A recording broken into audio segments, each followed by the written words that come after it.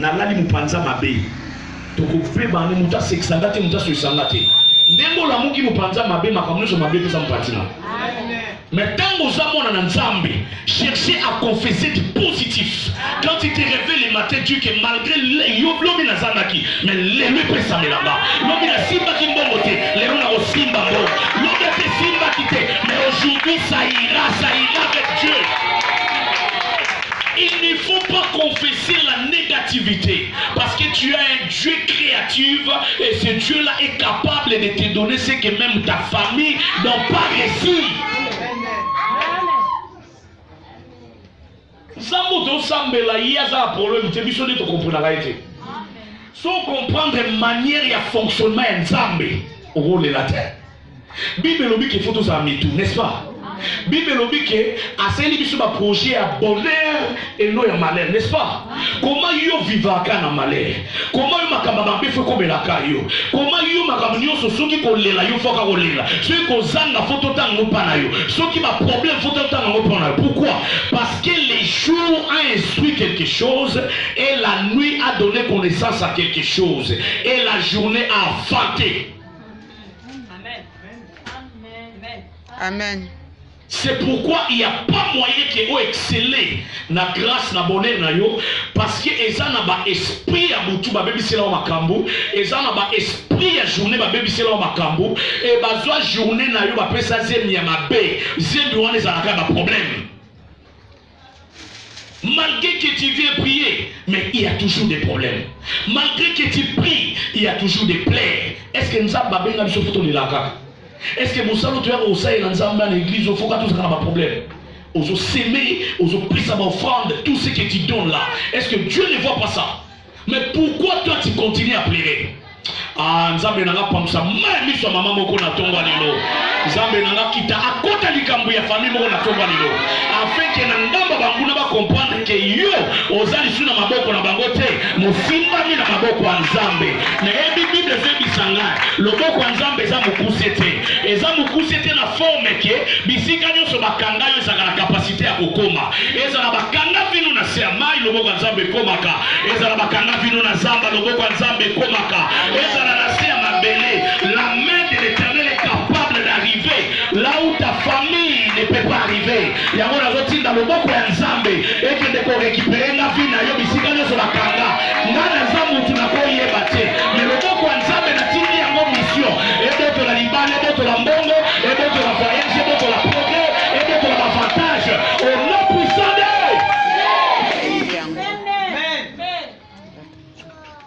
écoutez, Zodiac signifie zodiacose, n'est-ce pas?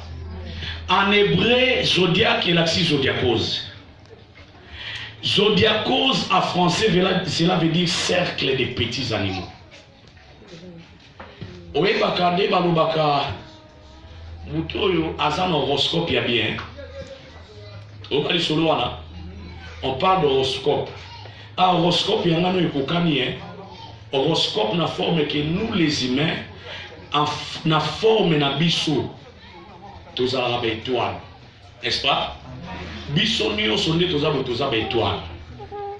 Mutu na mutu aza na forme étoile na faut prier. Alors dans le monde des zodiacoses ba représentant étoile ya mutu nyonso na forme ya nyama. Ya mona musu bazala na forme ya bélier par rapport à la date de naissance na ye pe na mwa botama. Musu bazala na forme ya poisson. Musu bazana forme ya lion, musu bazana forme boye, musu bazana forme boye. Donc biso nyonso bato tozana mokili, mutu na mutu azana forme étoile na ye. Mais étoile na biso nyonso ezaka na représentation ya nyama. Même notre Seigneur Jésus-Christ, étoile na ye pezaka identifié. Bible zoloba à Jean-Baptiste ba on l'accepta Yesu azoya. Yamoni Yesu mais aibisi bato. Voici l'agneau qui ôte le péché du monde. Est-ce que Yesu azalaki agneau? Mais spirituellement, nakotala ye na signe prophétique de toi na ye, il a compris que non, ça c'est l'agneau de Dieu. Donc toi aussi en termes spirituels, aux a la représentation ya nyama moko boye na forme étoile na yo.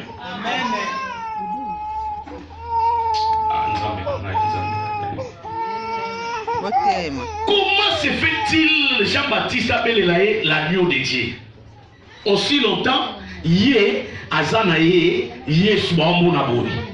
Donc il a compris déjà que muto ba mona otambola, eza muto ba mona onate. Étoile naye eza étoile ya agneau. A identifier ki yango agneau parce que na moment wana esenga ki a se représenter le kola agneau. Et après des jours et des décennies pour amata na quoi amata ki sous le kola agneau te.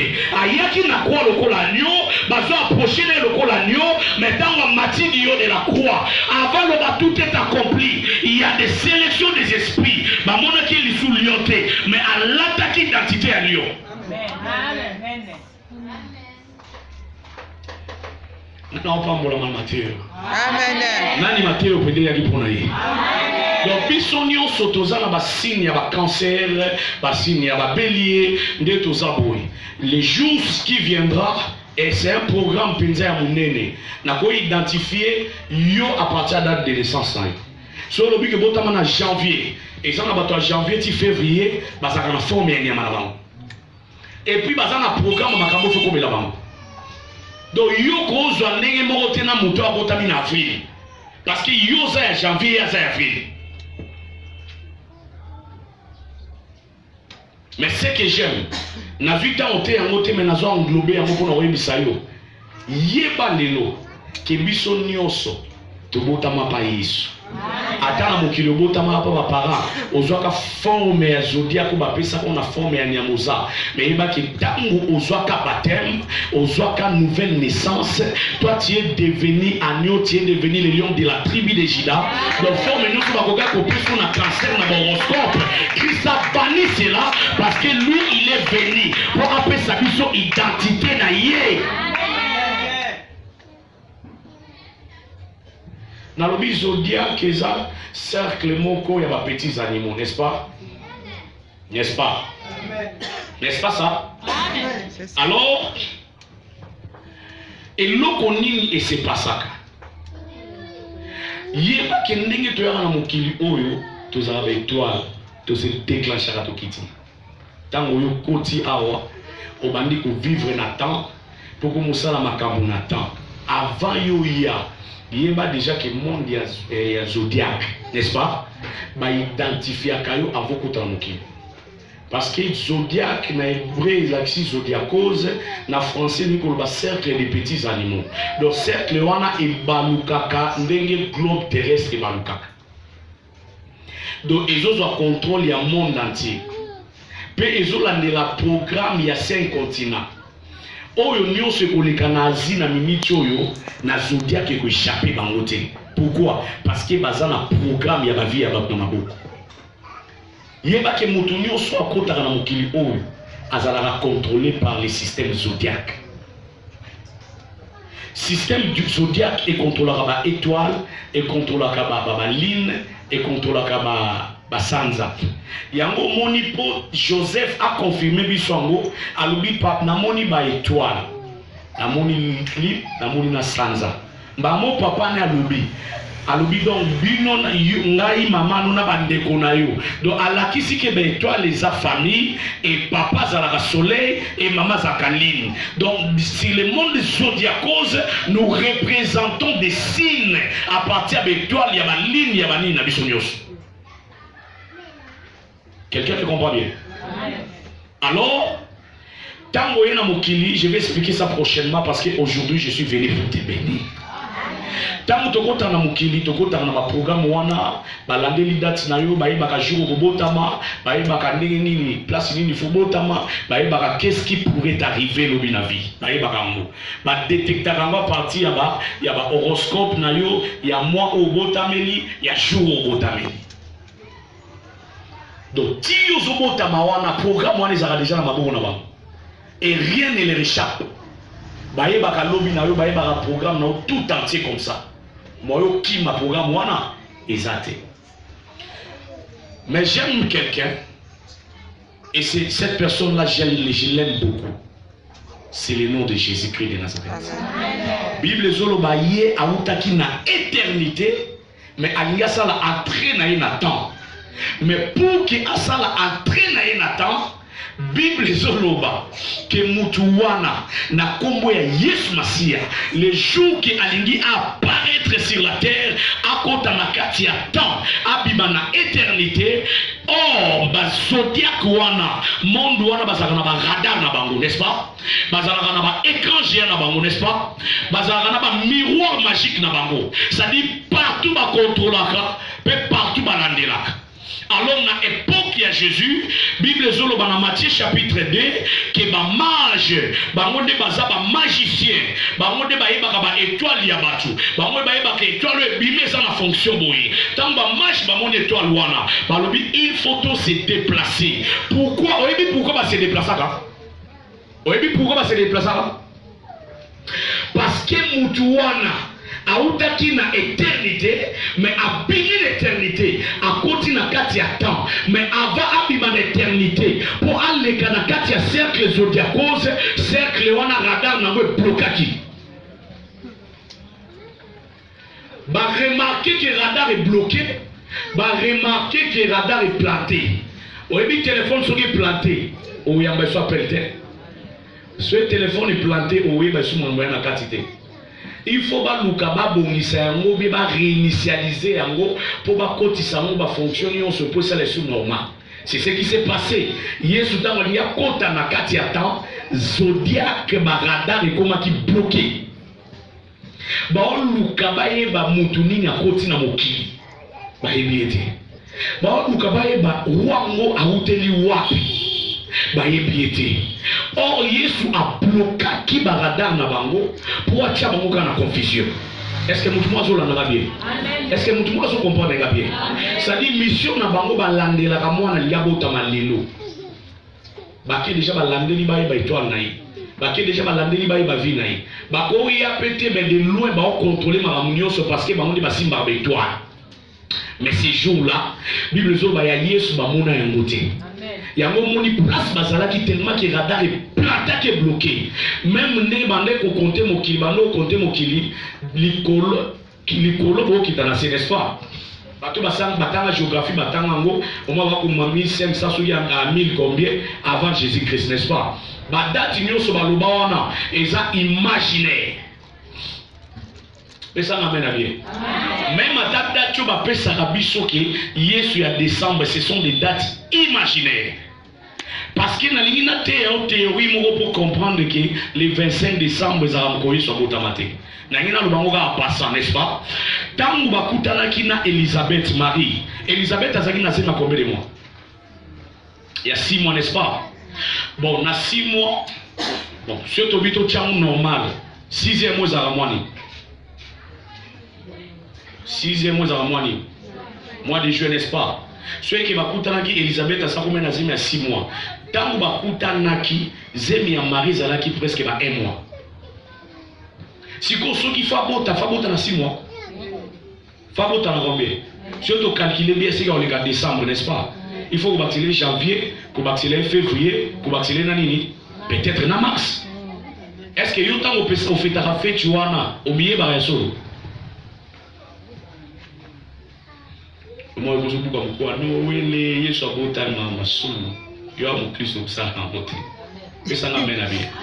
Donc nous devons faire des choses correctement, ndenge penser ensemble sur le bénabiso. Ne cherchons pas à faire des choses par sentiment ou bien par convention.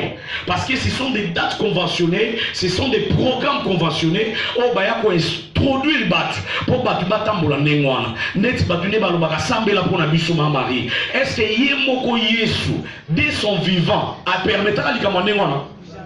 Ba yeko ebise Yesu, mama na bande kono ba libanda. Abi mama na bande kono ngeza ba oba osala mukano ya. Donc abandonner déjà ko luka ko boma o bange ba kotsa na kati ya Marie akoma lokola idole alinga la tsake Marie azaka mutu ma trouver les grâces na miso nzambe na botami na nzila na ye un point un trait. Même ata soko tali na kati ya programme oyo ba kendaki na Pentecôte okoya kosala constant moko tant ba koti na kati ya Pentecôte. Qu'est-ce qui s'est passé? Bible zoloba na kati ya Pentecôte il y avait quelque chose qui s'est passé. Même Marie était bénéficiaire de l'Esprit Saint qui était descendu. Est-ce que maman n'a pas mon amour? Est-ce que maman n'a pas sa vie à mon amour? Yoka siko bona kita matana kitana clôturé. La Bible dit ceci. Que il soit petit na temps à une éternité, batikali ko contrôler vie na yeti. Ba mage place ba vanda ka ba contrôler la vie ya batu babi non. Muto yo ndenge ya koteli to yebite. Ndenge ya bibeli to yebite. Il faut to biba to koma ko sala poursuite étale na ye to yeba soki aza wapi. C'est pourquoi on déclaré na bato bandimela Yesu le kwa mokonzi mobiki ici. Na zo biso ko banda ozo baptême. Yo pe déjà étoile na yo elonga lokola hôtel ya ba rescope, elonga hôtel ya ba cancer ya famille, ya yo pe koma étoile ya Yesu. C'est-à-dire ba mage ba lukaka yango, mais na yo biso ke ba kozwa yango te. Ba mage ba lukaka ba bebi sa vie na yo. Mais je te dis du haut de la chair, en tant que serviteur de Dieu, ya yo ba bebi sa te. Ato botama na famille o ba lokaka batu. Ba bebi sa ka vie ya batu. Ba kana ka progrès ya batu. Ba kana ka futur ya batu. Na yebi te neno na opambola za wapi. Na lobi ya yo ba kokanga te, ya yo ba bebi sa te. Je déclare du haut de la chair. Na lobi yo kotonga okozala bien. Makamuno sozo lukana sera moi oyo. Eko pesa mela yo. Parce que étoile na oba mona kate. Soki ya batu mususu ba kontrola yango. Mais ya Yesu ba bimaka luka. Na lobi ya yo pe ba koluka. Ba koluka te po bakanga. Ba koluka te po babebisa. Mais ba koluka étoile na yo. Po ba ya kopeso ba romate. Ba ya kopeso ba parfait. Parce que étoile na yo ça coûte tellement cher. Est-ce qu'il y en a qui comprend la nani awa? Je suis venu bénir qui? Na lobi vina yo. Eza lokola étoile. Mutokanga étoile na yo azate. Ata monde ya zodiaque. Basangani bango nyonso. Po babebisela yo makambo. Je déclare yo de la chair. Étoile na yo bakanga kango te. Étoile na yo babebisaka yango te. Na lobi toi tu iras de l'avant. Na lobi toi tu vas progresser. Na lobi toi tu vas te marier. Toi tu seras élevé. Ton mari sera élevé. Tes enfants seront élevés. Toi tu iras plus loin. La grâce de Dieu va te localiser. Et tu vas voir la gloire de Dieu dans ta vie. Je déclare pour tes enfants. Na bimana na bazaba étoile. Na bimana na okele musika. Na bimana na osele élevé. Parce que ton étoile, personne ne va récupérer ton étoile. Je déclare du haut de la chair. Et à koluka kubebi sétoile na yo. Ya vina ende beba. Et à koluka kubebi sétoile ya bana yo. Ya yende beba. Et à kokanga vina yo. Vina ende beba. Soko pesinga amene afekte vina yo. Soko pesinga amene maka vina yo. Zamba pambola yo. Mwana komota za l'étoile. Étoile ne eba simba yangote. Je déclare le nom de Jésus. Combien na eza orphanel. Dieu me dit que cet enfant sera appelé orphanel. Je déclare au nom de Jésus. La gloire de Dieu va affecter cet enfant. Et Dieu va te payer à cause de cet enfant. Au nom de Jésus, je déclare sur ta vie que le roi des rois t'affecte, que la grâce de Dieu t'affecte. Toi tu iras trop loin, toi tu iras plus loin. Maman, on voulait combattre ton étoile. A te donné une maladie qu'on appelle malade de Obabenaka.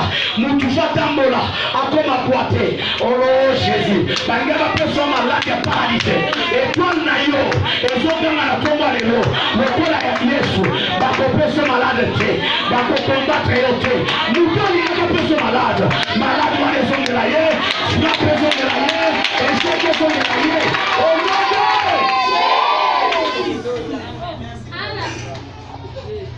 C'est Yaka. Yaka. Oh Jésus. J'aime ça, je sens les cieux ouverts. Poussez-moi à prophétiser. Poussez-moi à prophétiser l'église.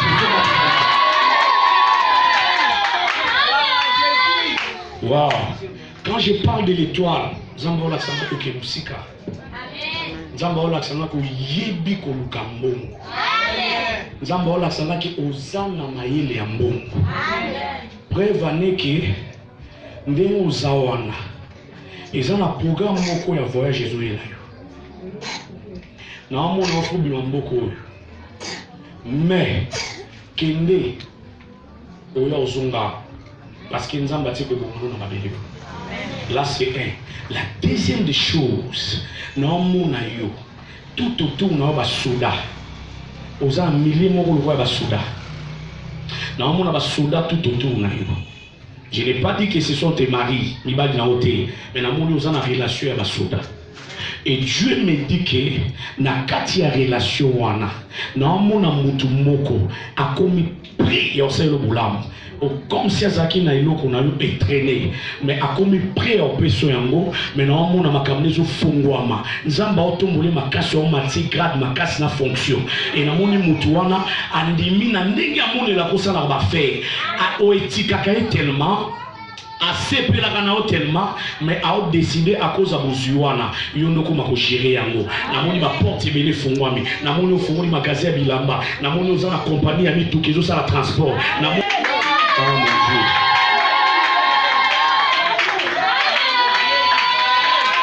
eloko na osepela parce que yo déjà balingi baboma oyo kala bakoka koboma ote mpo na omona oza teti oza teti na bomoto boye mpo oza teti na molimo nde lelo yo oza te nde lelo sokota mabele me nzambe azoyebisa nga yo okufa liwa ya bato te yo okufa liwa ya nzambe naomona bato ebele bazokombattre baoloba mabe mpo na yo nzambe alobi aokonfondre bango parce que naomona programme moko ntango naoteya awa mpe kaka na semaine o nde tookota naomona bapele ya koremettre bambongo ne loturwa banyongo baofuta banyongo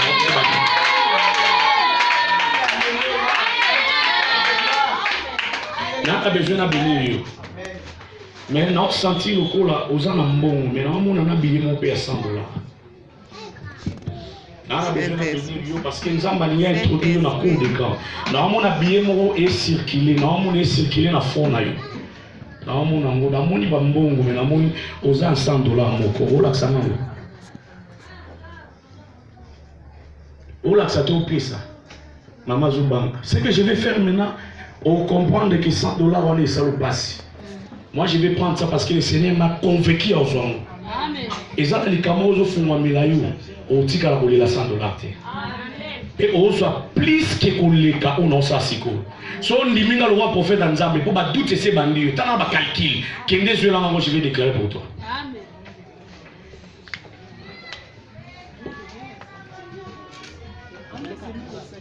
Amen les sacs.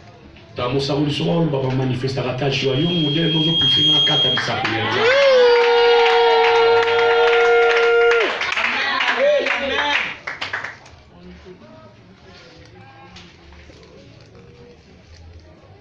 T'as battu le soir, t'as la carte et prophète Akosi, prophète Akosi, prophète Akosi, prophète Akosi, et la talaté, et la talaté.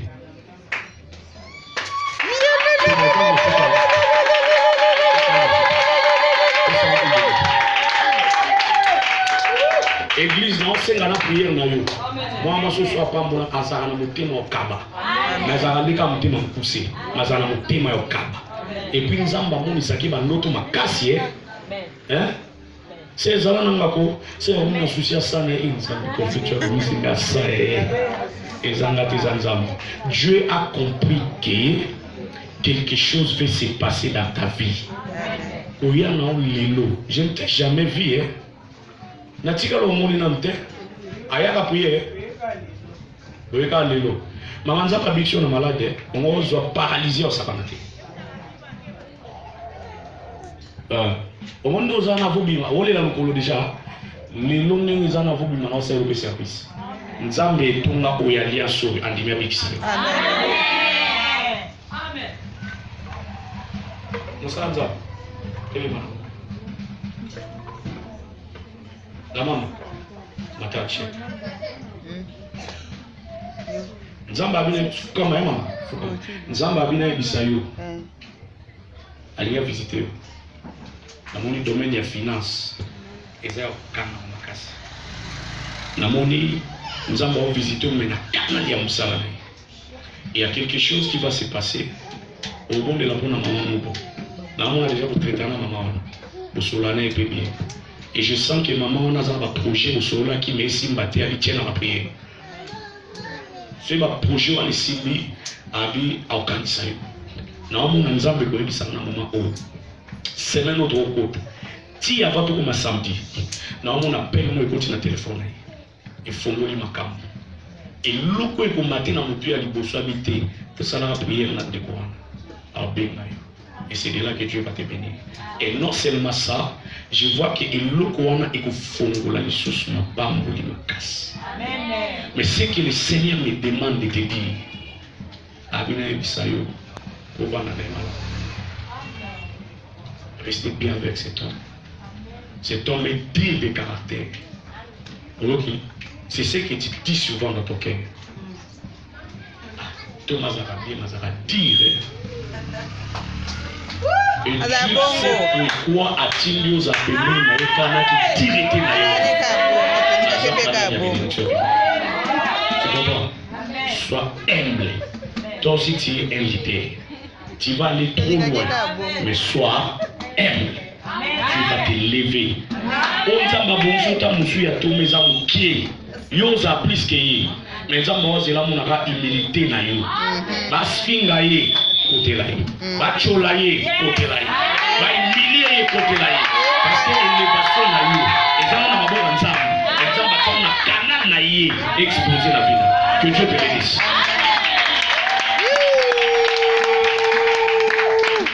On ensemble la pour na yo. On a $100. J'ai l'argent. J'ai l'argent. Ah?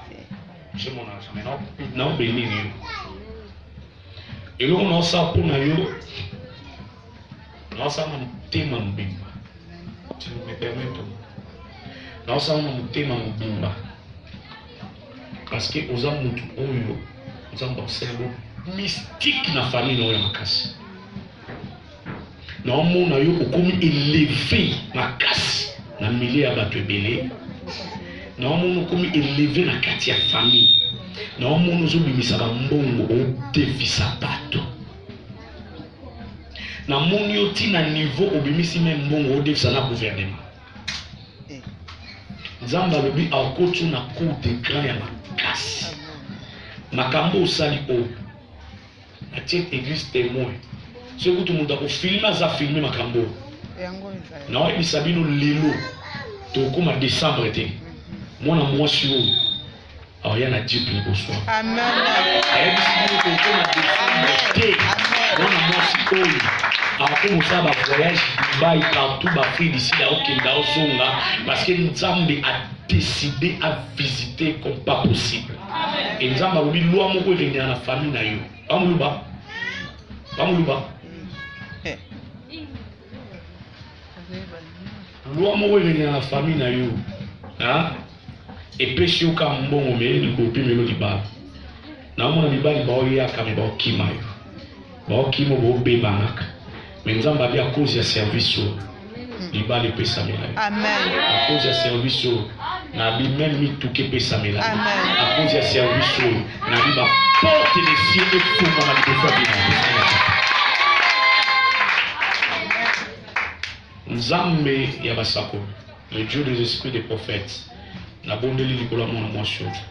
Nzambe Zomone Boïté, Mozomone Likolo Kolekabo, n'a déclenché grâce, il y a finance na vie n'a déclenché grâce, il y a mariage na vie n'a déclenché grâce, il y a ma relation na vie ma relation se beba qui est zonga, ma relation se ba kima na mbongo, oui je vois, ba zonga, ma relation se nzambe, oh il fallait émater sur le kolo makasi, akoma lokola et ma ba attirer bango vers yé, na bonde li grâce ya finance kota na vie ombre ya gloire bomba yé, ma boko na simba ba million, ma boko na simba ba héros. Ma boko ne simba ba livre sterling, ma boko na nzambe kuta na ba grand homme d'affaires ya mboko, même ya libanda ya mboko nzambe akuta na bango. Oui, je sens l'option financière, je sens ça, je sens. Et ouais, je sens ça. Et moi les okota na vie na yo, l'option financière entre dans ta vie maintenant. Yes, c'est plus fort. Yes, c'est très fort. Yes, c'est très fort. Yes, c'est très fort. Et un ange de finance est autour de toi. J'ai acharaba.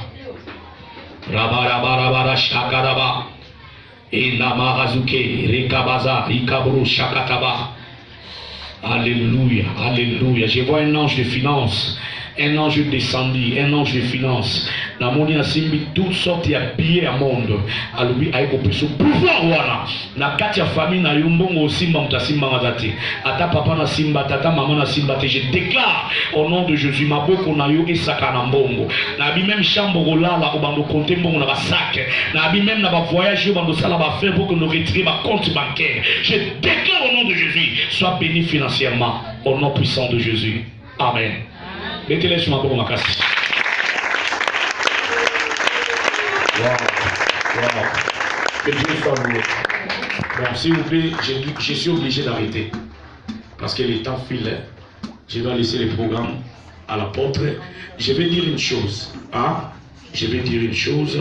Lobi Boya avant. Pour rappeler Batouboya avant, on aura plus de temps de la prière. Je vais expliquer forme et prédication haute. Mais nous devons continuer de prier. Et ça m'amène. Et puis samedi, et ça, le programme, on fait tout ça, il y a un drapeau, il y a un drapeau. Hein? Programme, il y a un drapeau, programme, il y a identité, samedi, ça sera de 7h à 9h. En tout cas, retiens ces programmes. Et le ciel va vous être favorable. Amen. Viens avec ton offrande, je vais te toucher rapidement. Viens avec ton offrande de 5000 francs. Viens avec un 5000 francs, je vais prier pour toi. Au tchao, on a ça, je déclare pour toi. 5000 francs. Fais vite, s'il vous plaît. Viens avec ton offrande, vite. Qui est la première personne? Je suis déjà à la fin. Mon salon qui m'a il a clôturé le programme. 5000 francs.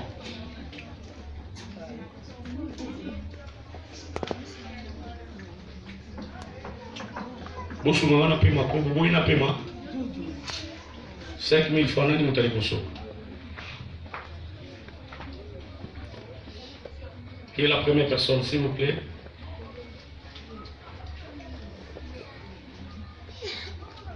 La maman. Ok, maman, on a un cas là. Nous avons des semaines dans mon hôtel. Vous avez bien. Nous avons pas. Sois béni. Qui encore? La deuxième personne, c'est qui? Que Dieu vous bénisse. Que Dieu vous bénisse. Sois béni, garçon, au nom de Jésus. Qui encore? 5000 francs. 3000 francs. 2000 francs, s'il vous plaît. 3000, 2000. 3000, 2000. Vite, s'il vous plaît. Vite. Que Dieu vous bénisse, maman. Maman, cet enfant sera appelé orphelin. Hein? C'est Dieu qui m'a dit, c'est pas l'apôtre. Il ne m'a pas montré le sexe de l'enfant. Que Dieu te bénisse.